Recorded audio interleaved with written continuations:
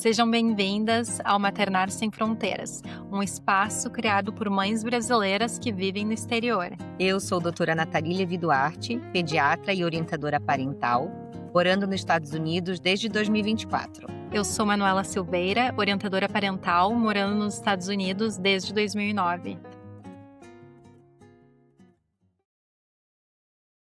No episódio de hoje, eu vou receber minha colega na certificação Escola de Educação Positiva, Marcela Santos, é educadora parental e mãe expatriada também, morando na Itália.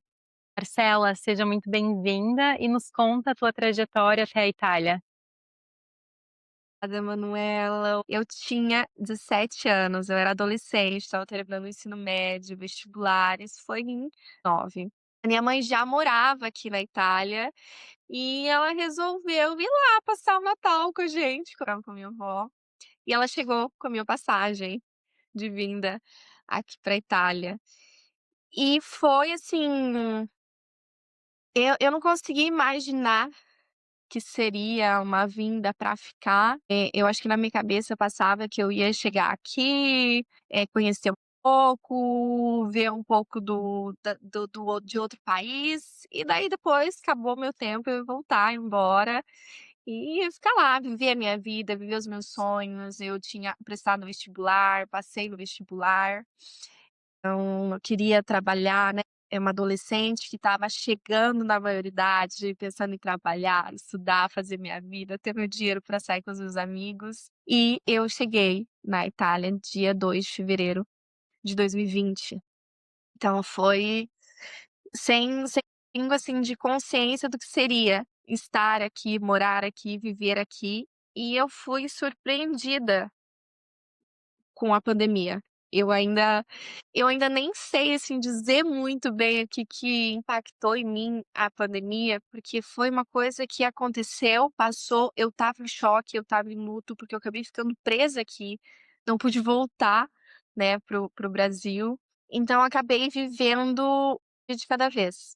E foi indo, tudo fechou, não consegui trabalhar, então não consegui sair, não consegui lidar com a língua, com a cultura italiana já diretamente quando eu cheguei, acabei ficando trancada. Casa, eu, minha mãe, minha irmã e o celular, que eu falava muito com a minha família no Brasil. Uma situação bem atípica, né? Sim, imagina, eu esperava vir passear, voltar para viver a minha vida, do nada uma pandemia que matou as e a gente ficou naquele medo, sem saber se a gente também Sim, iria muitas sobreviver, né. incertezas. Sim. Foi choque. Tu já tinha ido para a Itália ou foi a primeira vez? Não, foi a primeira vez. Foi a primeira vez. Eu vim, assim, mesmo no susto. Eu e minha mãe, a gente já tinha conversado, assim, por alto: "Ah, você tem vontade de vir?" Eu falei: "Não, tenho, imagina, adolescente. Claro que eu tenho, fazer umas fotos bem bonita, para o povo ver que eu estava na Europa." Então era mais ou menos, eu Sim, acho que essas coisas que passavam na minha cabeça, né.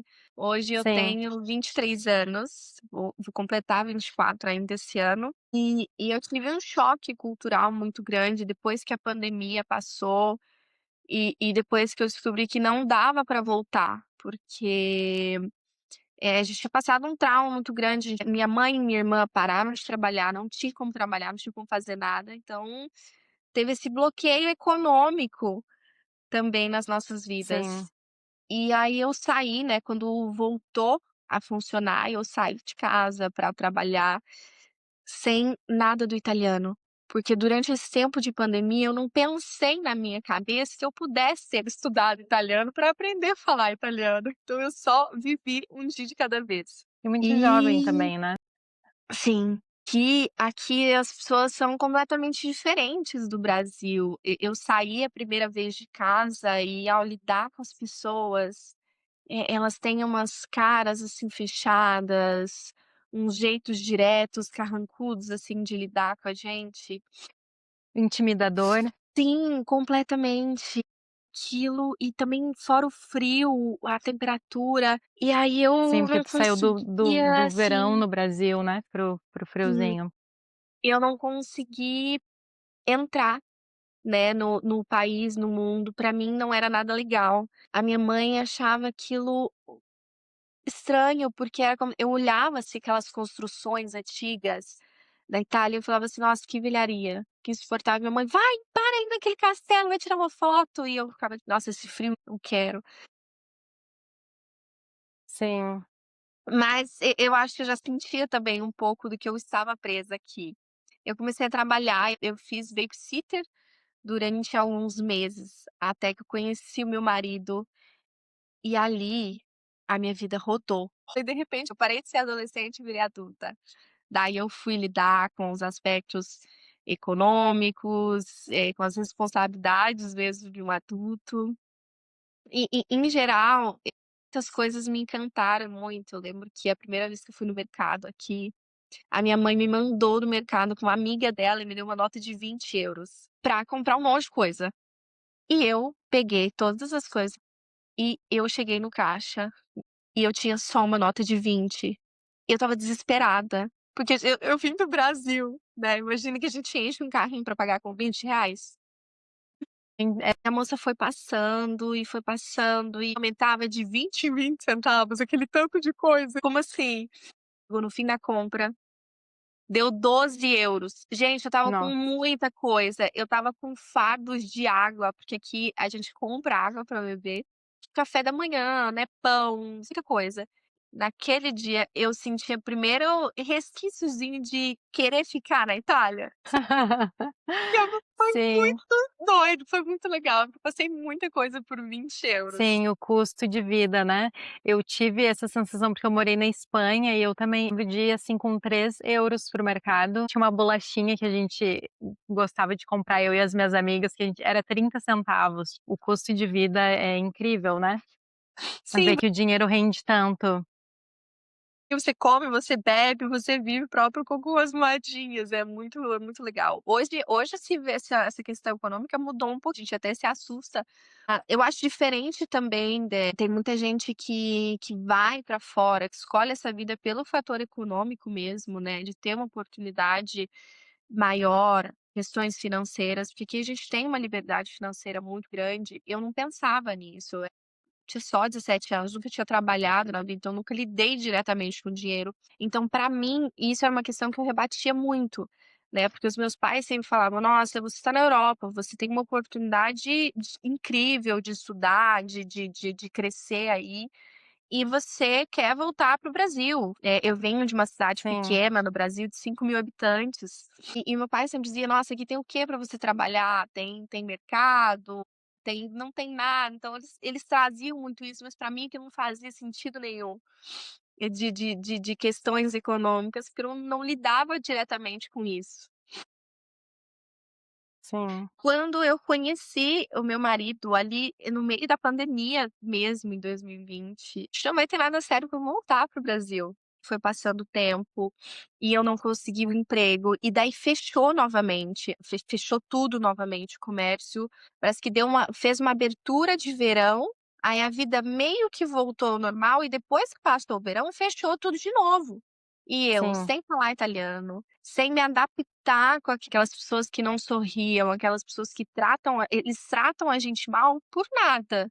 Quando fechou de novo, foi um baque gigantesco novamente, que eu senti de novo que eu estava morrendo emocionalmente, né, trancada num lugar que eu não escolhi vir.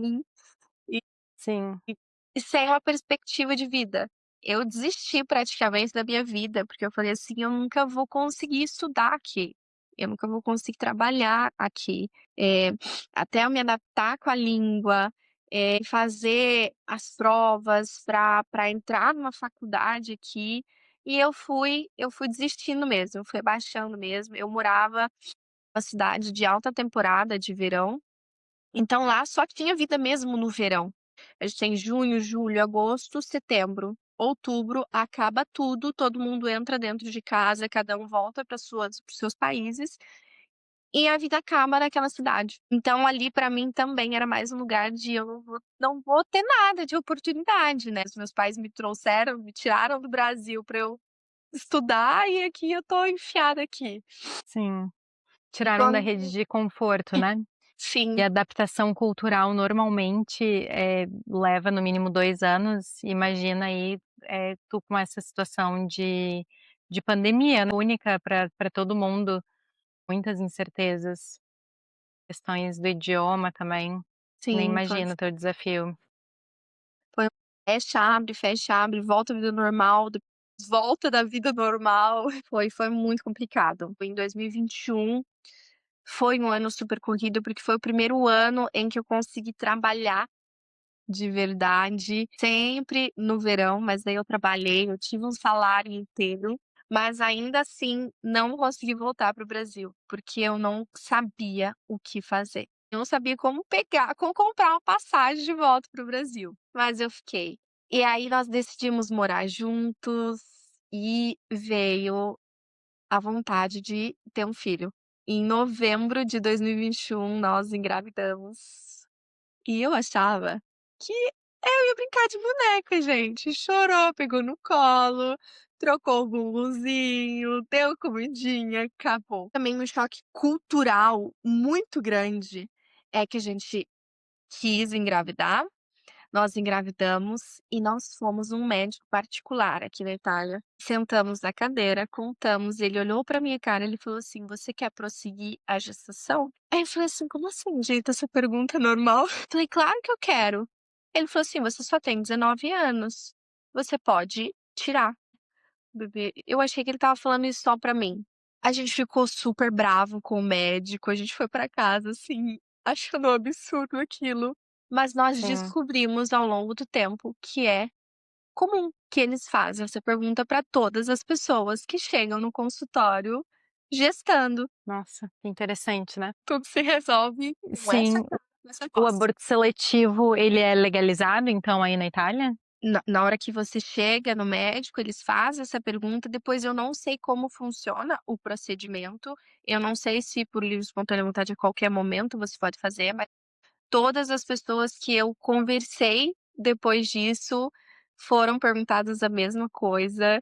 Hoje eu pergunto pra todo mundo, eu falo assim: "Ai, aconteceu assim, isso quando eu fui no médico?" "Ah, aconteceu comigo também." Eu falo: "Ah, então tá bom."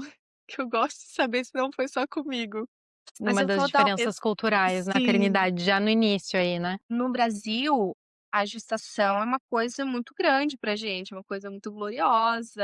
O pré-natal todo assistidinho, a família que tá ali toda ansiosa, que ao mesmo tempo que é normal, parece que não é tão normal também.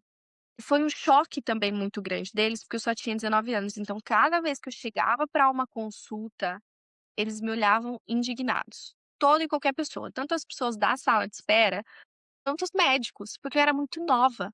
E aqui na Itália, assim, Sim. a faixa etária de gravidez são 35, 40 anos. Ah, Eu achava tardia, né, porque eu descobri que não, que é normal, que é super saudável e que para eles é o mais esperado. E sim. daí teve esse outro choque cultural. E as pessoas perguntavam muito, né: "Mas de onde você é?" Eu falava: "Ah, eu sou brasileira."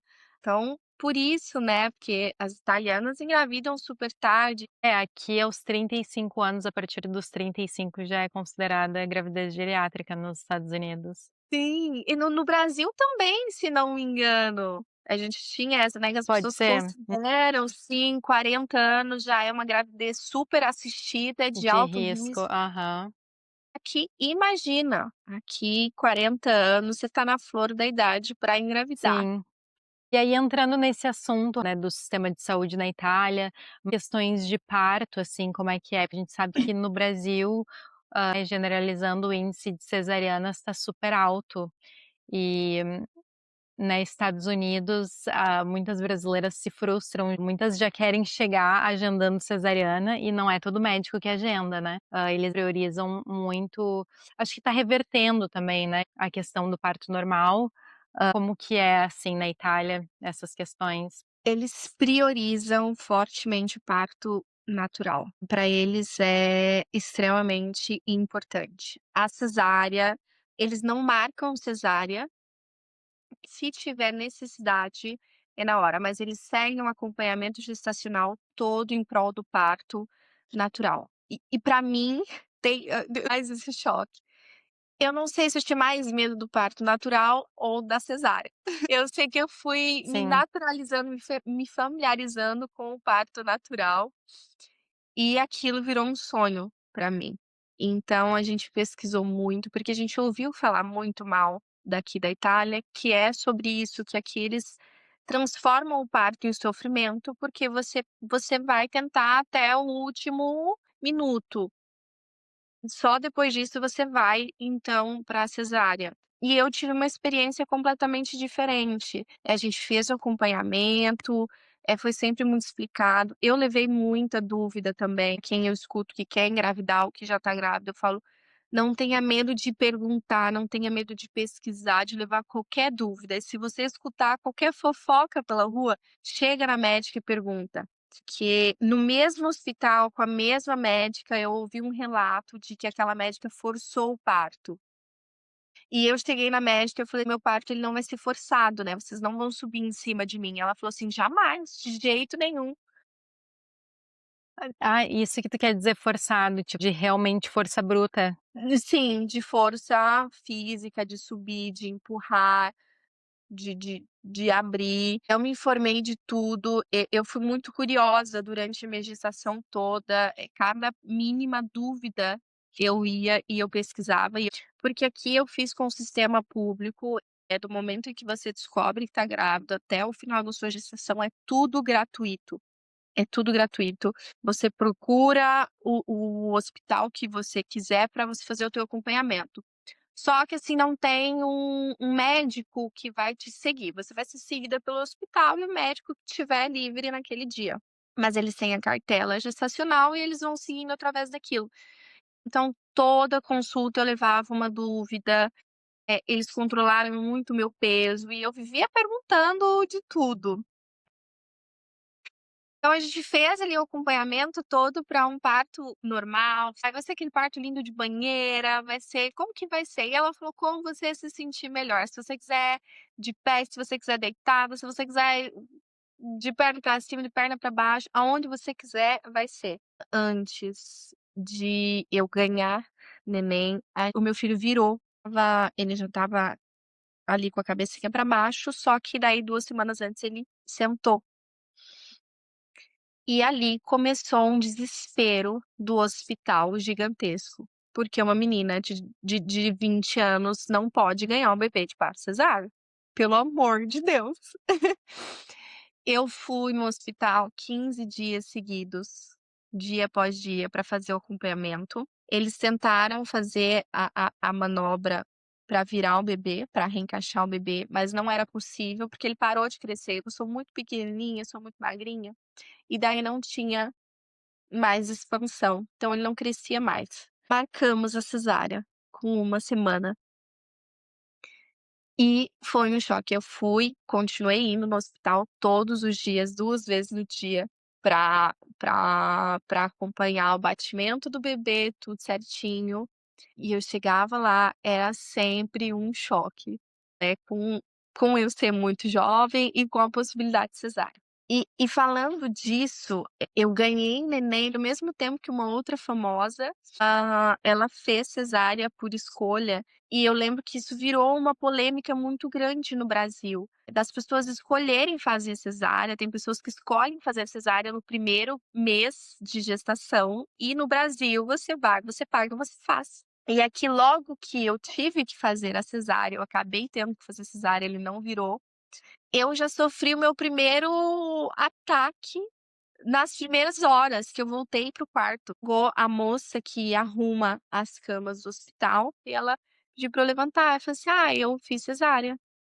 Ela olhou pra mim com uma arrogância, com uma estupidez, e ela falou assim: "Por que que você fez cesárea?". Eu falei assim: "Que o meu bebê não virou, ele estava sentado. Você não deve ter feito tudo que a médica falou pra você fazer, né". Tô sofrendo preconceito porque eu fiz cesárea. Eu não tô acreditando. É um choque pra eles muito grande, porque daí eu fiquei ali outros 3 dias e cada pessoa nova que chegava pra arrumar o quarto, cada pediatra que girava o turno, me questionava as mesmas coisas. Eu acredito que seja cultural, eu acredito que seja uma linguagem relacional mesmo deles. Eles não têm essa coisinha de perguntar "Mas por que você fez?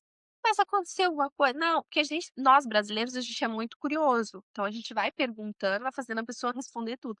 Eles não, eles chegam e eles falam. Diretos, retos, afirmam, não perguntam nada, viram as Sim, costas e vão. E deixam ali o estrago emocional para trás. Cada lugar que eu ia era um choque. Eu chorava em todos os lugares, prefeitura, para fazer documento, todas as minhas idas aos hospitais, cada coisinha que eu tinha que fazer fora de casa, eu voltava chorando. E para comprar a primeira passagem. Isso passou tem mais ou menos 1 ano e meio, 2 anos, que eu não volto mais pra casa chorando dos lugares. Tem muito pouco tempo, tá, eu tô aqui há sim. 6 anos. No Brasil a gente é muito simpático, muito amoroso. Ainda quando a gente tá sendo falso, a gente tá sendo amoroso. Mais flexível para ajudar, e quando a gente migra, a gente fica tão vulnerável e precisando de ajuda e não ter esse acolhimento realmente Sim, doloroso, cruel, sim, né. sim.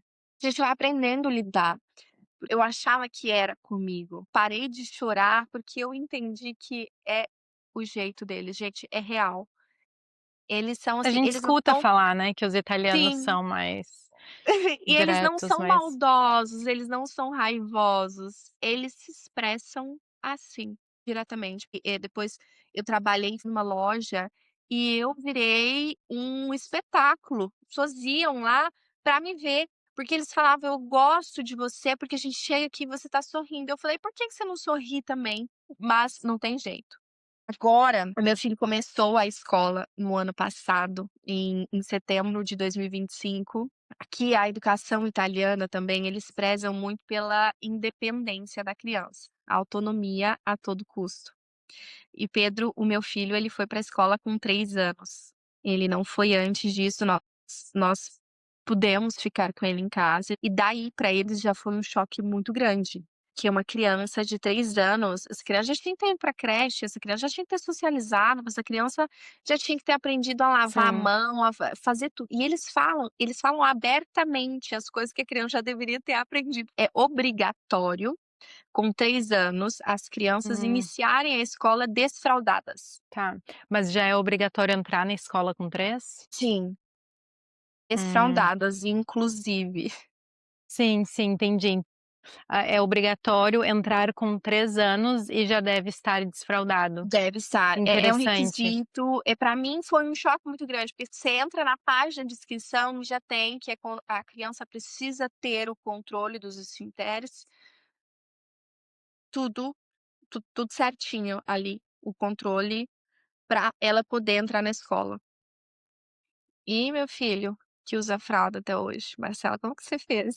Gente, eu não fiz. Ele não foi aceito na escola, mas ele iniciou a escola, e ele pôde ficar apenas 2 horas por dia, até a semana passada, que a gente fez uma reunião, e eles me comunicaram que o meu filho estava pronto para tirar a fralda, e na escola, porque na escola ele abaixa as calças, ele faz xixi, e ele sobe as calças de novo, então ele tá pronto para tirar as calças. Em casa, não.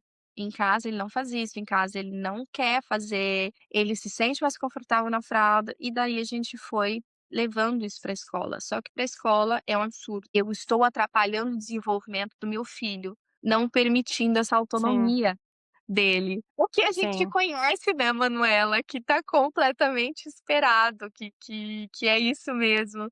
Com 3 anos tá começando ali o Sim, cérebrozinho se mas formar. eu diria que é geral, né, me atrevo a Sim, dizer que é geral os Estados Unidos, independente de onde tu tá, e uma coisa muito, de certa forma, revolucionária, que a educação positiva prega, outros, né, profissionais, hã, né, que trabalham com infância, essa questão de confiar no desenvolvimento natural da criança versus forçar, né, então, ser o modelo sempre para a criança, né, então a criança sabe que os adultos vão no banheiro e deixa a criança fazer parte, dê oportunidade para a criança, mas não necessariamente force, né, deixe partir da criança, o desfraude. Mas é difícil, vou dizer, inclusive para mim, né, que tem uma menina que vai fazer, 3 anos em abril, também é um desafio, já não quero mais a fralda, mas ela não parece estar incomodada. E tem algumas facilidades, não precisar correr atrás de um banheiro e tudo mais, mas, também sei que aqui na escola nos Estados Unidos eles também pedem o desfralde para a criança poder entrar na pré-escola, que começa com 3 anos e meio. Eu sempre penso como seria se eu estivesse no Brasil. No Brasil, a gente tem as leis que amparam a gente no desenvolvimento da criança, no esperar esse tempo, e aqui a gente não tem. Então, eu precisei escolher ali, o que que eu, enquanto mãe e educadora, vou fazer. Eu vou brigar com a escola, eu vou levar isso para a escola ou eu vou proteger o meu filho? Hoje, nesse momento, eu escolhi só proteger o meu filho, então eu falei assim, talvez na escola ele esteja sendo forçado, e a gente vai reforçando isso em casa, do quanto ele precisa impor os limites dele, do quanto ele tem essa abertura de impor esses limites, e quando ele chega em casa, ele tá seguro, ele pode ser quem ele é. Foi muito difícil, a gente foi na escola e a gente recebeu um manual de como tirar uma fralda da criança, de colocar um vasinho próprio, um cestinho de lixo no banheiro, para todas as vezes que a criança se sentir molhada, a criança poder trocar pra então assim, foi horrível.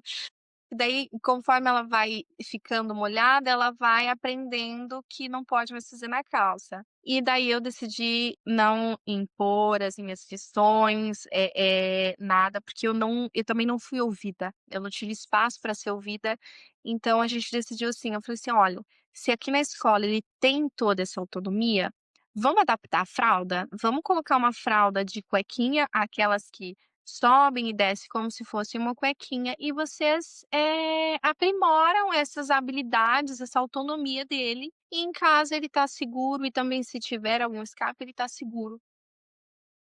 Sim, Adaptamos, foi. E eu acredito que vai ser assim, porque tem muito esse embate, tem muito preconceito, eles olham já pra gente como pessoas que não sabem de nada, que não sabem argumentar. Eu digo que também tem essa diferença muito grande cultural, é que no Brasil, a família e a escola, elas caminham juntas pelo bem da criança, ou pelo menos deveriam.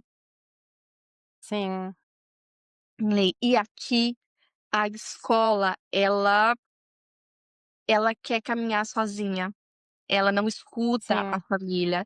Eles dizem muito, eles enchem muita boca pra dizer que a família tem que confiar inteiramente na escola, e a escola vai fazer o que eles sabem fazer pedagogicamente. E enquanto educadora, eu não acredito nisso, eu não confio nesse sistema. Eu decidi que eu vou só reduzir os danos aqui em casa mesmo. É claro que se eu precisar sim, entrar com o meu conhecimento, com no meu lugar de mãe mesmo, eu vou entrar. Por enquanto ainda tá bem tranquilo, ainda tá bem neutro, mas tem essas questões que a gente vai sofrendo, né, sim, eles olham pra gente, além de ser brasileira e além de ser uma mãe muito jovem, eles já olham pra gente com uma incapacidade gigantesca de promover qualquer tipo de segurança ou conhecimento para os nossos filhos e tá tudo errado. sim. Para eles tá tudo errado, tudo que a gente faz tá errado, até quando a gente faz o certo tá errado. Às vezes já é difícil a gente se posicionar no nosso próprio país, no nosso próprio idioma, nem imagino você ter que te posicionar daí falando italiano, né, que é um idioma relativamente novo para ti. Cada vez que eu vou pra escola e eu sei que vai vir um ataque, que vai vir um comentário, eu já vou nervosa. E eu comecei a passar isso para o meu filho. Às vezes a gente não percebe, porque a gente acha que não, tá tudo bem. Eu sei falar a língua, então eu não vou deixar ninguém passar por cima de mim. Quando a gente vê, a gente tá tendo crise de ansiedade e tá culpando o vento, porque eu comecei a ter crise de ansiedade no caminho para buscar o meu filho pra escola. E comentando, assim, as pessoas me perguntam: "Mas Marcela, você não é educadora parental? Você não sabe das coisas, você não sabe do desenvolvimento, você não vai falar nada?". E eu completamente, assim, paralisada, eu falo: "Eu não consigo", sabe, eu não consigo falar o que eu sei para elas. Porque ao mesmo tempo eu também tenho o medo de ser mais rejeitada ainda, e eu tenho o medo de falar na língua deles. Muito mais difícil do que aprender a falar o italiano, é conseguir ser eu, mesma no italiano, porque eu não sou eu sou brasileira, eu falo português, eu sinto em português, tudo que eu penso é em português. E quando surgem esses embates, eu ainda sinto em português, e eu não consigo passar isso para o italiano. Até porque para eles é muito difícil sentir.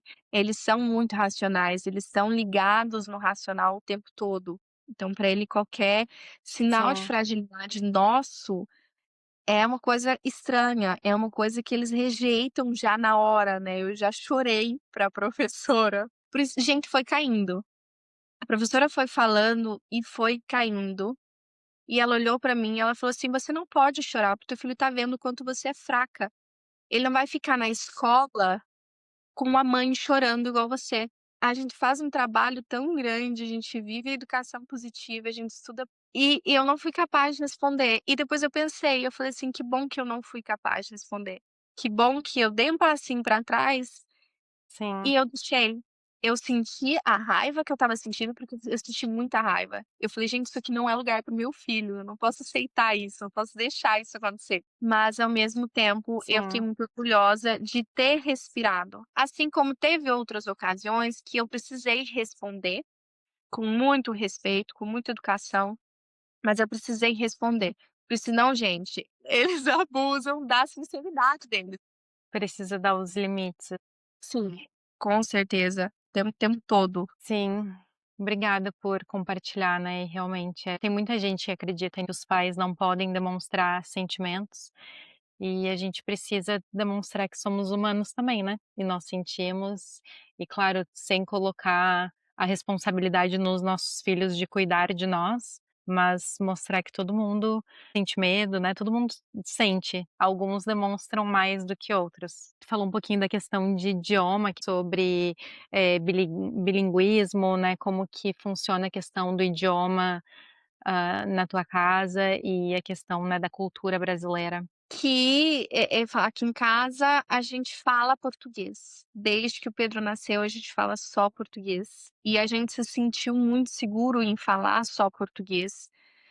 Pensamos assim: "Olha, quando ele sair para o mundo, vai ser inevitável, ele vai falar o italiano". Só que também, ao mesmo tempo, como eu trabalhei fora, e o idioma é uma coisa, assim, muito doida, né. Você tá aí nos Estados Unidos e às vezes a gente mesmo troca, a gente tá falando português e daí do nada eu começo a falar italiano e daí é tão natural que eu nem vejo que eu tô falando. Mas muito pouco. Comigo acontece ainda muito pouco, mas acontece. Então a gente já foi também introduzindo algumas palavras em italiano. Tem palavras em português que a gente já esqueceu e a gente fala elas só em italiano. Para o Pedro, gente, olha, ele hoje com 3 anos, quase 4, ele consegue separar perfeitamente. Ele começou a escola em setembro de 2025, nós estamos em fevereiro e ele fala as 2 línguas perfeitamente. Ele tinha contato com os nossos vizinhos que falam italiano, com o pessoal da rua que Sim, cumprimenta ele, mas ele foi ter mesmo esse lugar de fala em italiano na escola em setembro de 2025. E ele fala sim. perfeitamente bem, ele fala português em casa, ele fala italiano da porta para fora, é impressionante. É que é um botãozinho, São assim, que são aperta. esponjas mesmo. Sim, Uhum. e parece que ele fecha a porta, ele já sabe que ele tem que falar italiano. Sim, incrível. Quando e ele fala português, por exemplo, quando ele tá falando com os avós no Brasil pelo telefone, daí ele fala só português. Aqui em casa ele já começou a misturar, porque eu falo, eu acho que ele já sabe, ele já sente que aqui em casa a gente vai entender ele nas 2 línguas, então ele fala as 2, o que vier na cabeça ele fala, o que ele quiser falar ele fala. Mas ele já consegue se separar as línguas e eu falo foi sem pressa, foi sem correção, era gramática, foi tudo mesmo no natural, tipo a gente: "Não, Sim, vamos falar português". O meu marido é brasileiro, eu sou brasileira, a gente fala português. Tenho minha mãe, minha irmã, então não tinha por que a gente mudar o idioma, até seria mais uma coisa pra mim, né, imagina eu falar sim, só italiano em casa, eu acho super pesado. E a gente manter essa cultura brasileira e esse português é extremamente importante para o pertencimento dele também.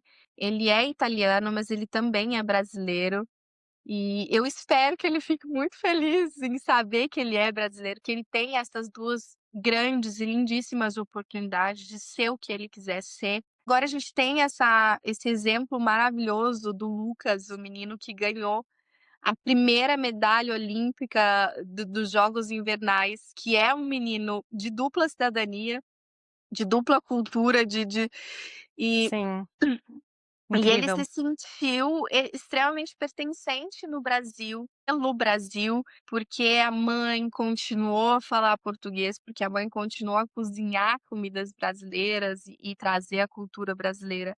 E a gente leva isso aqui muito natural. A comida também agora, ele começou a comer na escola na semana passada, e a gente vê algumas coisas são normais, por exemplo, aqui eles comem arroz branco, eles comem carne, eles comem peixe. Aqui em casa a gente também come, então acaba que essas coisas não foram muito difíceis. Mas daí chegam umas coisas estranhas, assim, que eles comem, que a gente não come. Não é estranho, é mais deles, eles Tipo não o quê? comem, Conta tipo, pra eles não nós. comem arroz, feijão, carne e salada, como a gente Sim, come no Brasil. Eles comem ó, teve a professora do Pedro veio falar que ele fez cara de nojo que ele não comeu, que era erva doce crua, cortada, mas própria a raiz ali da erva doce. E eles tipo assim, eles é aquilo com carne. Tipo, o prato principal é uma como é que fala? Uma bolinha de carne com aquilo picadinho.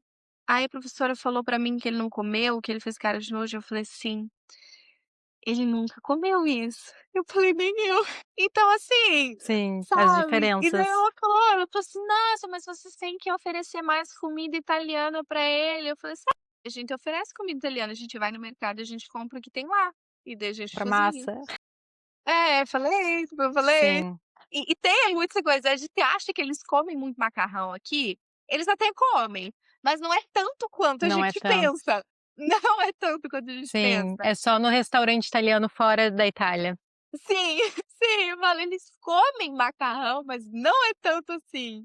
E macarrão é uma coisa que a gente come bastante em casa, mais precisamente quando a gente tá com aquela preguiça de cozinhar. Sim, Aí a gente ferve a água e faz o macarrão com molho de tomate. sim, Isso aí a professora falou assim que ele come, que é uma beleza. Então também não tem muito esse embate, porque tem o arroz, não tem o feijão, mas tem a carne, mas daí tem a verdura.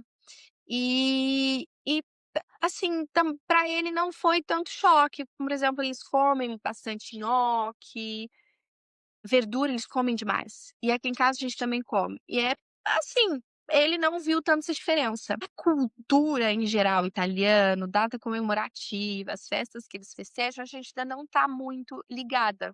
Esse foi o primeiro ano e a gente já viu algumas diferenças, como o Natal. Aqui o Natal para eles é muito menor do que o nosso no Brasil. O Natal não é aquele dia incrível que a gente compra um monte de presente para as crianças. Para isso eles têm a Santa Lucia, que é uma santa que passa uns dias antes do Natal, eu não lembro bem, eu ainda não me inteirei da história.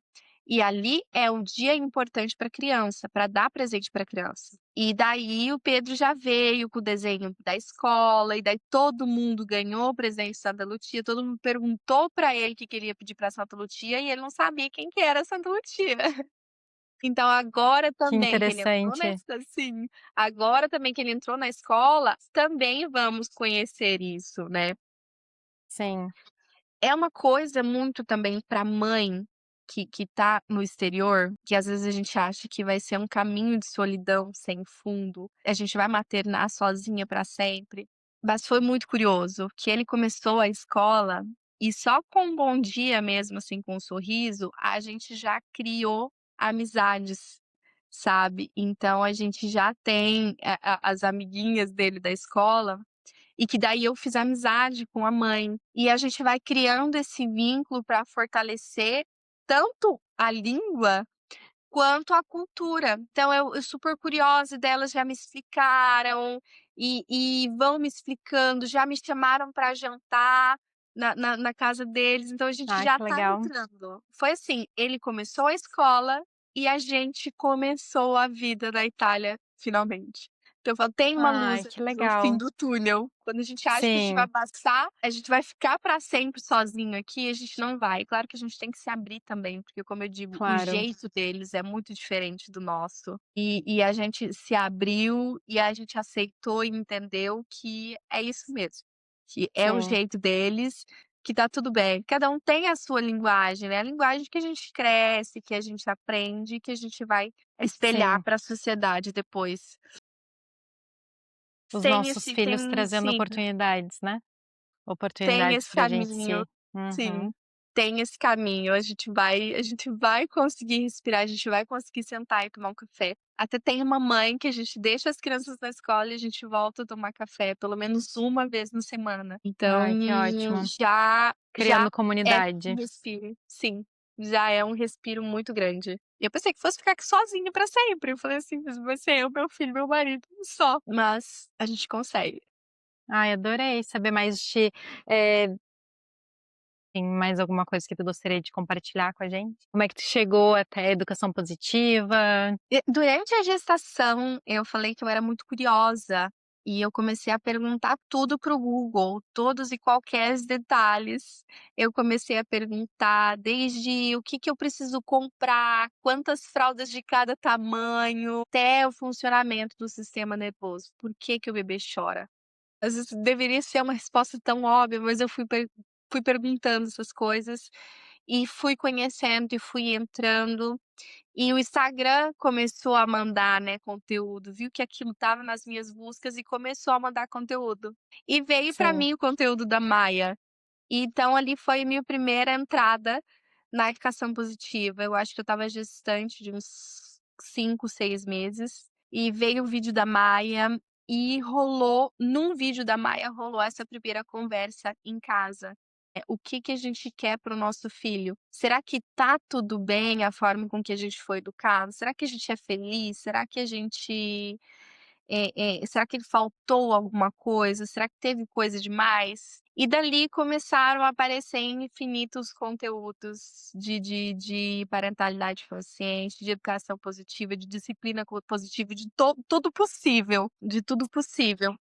o que que a gente quer Eu repetir, né, Sim, e e o eu que que a gente fiquei ali precisa mesmo sim, eu fiquei ali mesmo focada na Maia e fui aprendendo e veio essa coisa, né, o primeiro passo, eu acho que quando a gente conhece a educação positiva, é não querer repetir o que a gente aprendeu, porque a gente começa a reconhecer que aquilo foi muito ruim. Depois a gente vai passando, a gente vai reconhecendo que aquilo foi o que a gente teve, foi o máximo que os nossos pais conseguiram. Hoje eu saí do lugar de não querer que meu filho viva o que eu vivi, e eu comecei a pensar que agora o meu filho vai viver a vida dele mesmo, a que eu vou construir para ele, com essas coisas novas que eu tô aprendendo. Não tem por que eu não querer que ele viva isso, porque mesmo assim eu tive experiência, eu tive amor, eu tive carinho, né. Então às vezes a gente acha que foi de tudo muito ruim. E passaram-se, todo esse tempo, foram 3 anos, meu filho tem 3 anos, então eu comecei na gestação e em pouquíssimo tempo eu fui conhecendo, fui lendo, fui comprando todos os cursos das meninas da educação positiva, fui acompanhando todos os masterclass. E no ano passado eu acordei, assim, um dia e eu falei assim: "Eu vivo isso, isso é tão genuíno pra mim, que eu preciso que outras pessoas vivam o mesmo que eu". Então eu acho que tá na hora de eu passar isso que eu vivo pra frente. Falei: "Agora eu vou fazer a certificação, eu tô pronta, é isso que eu quero, é isso que tá no meu corpo.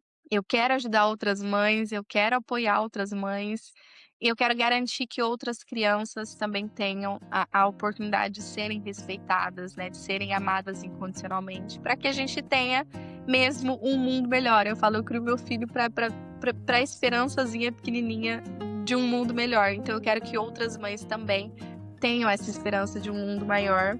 Eu sou apaixonada pela educação positiva e pelo ser educadora parental. muito obrigada então por estar aqui com a gente hoje. Eu que Foi um agradeço, prazer te conhecer Vanessa. melhor. Obrigada, eu que agradeço, foi incrível. Obrigada por estarem com a gente. Se essa conversa fez sentido para você compartilhe com outras mães que também estão maternando longe de casa. Nos acompanhe aqui no canal e nas redes sociais para continuar essa troca. Queremos lembrar você de que não está sozinha e que é possível maternar com mais leveza entre culturas e fronteiras. Até o próximo episódio.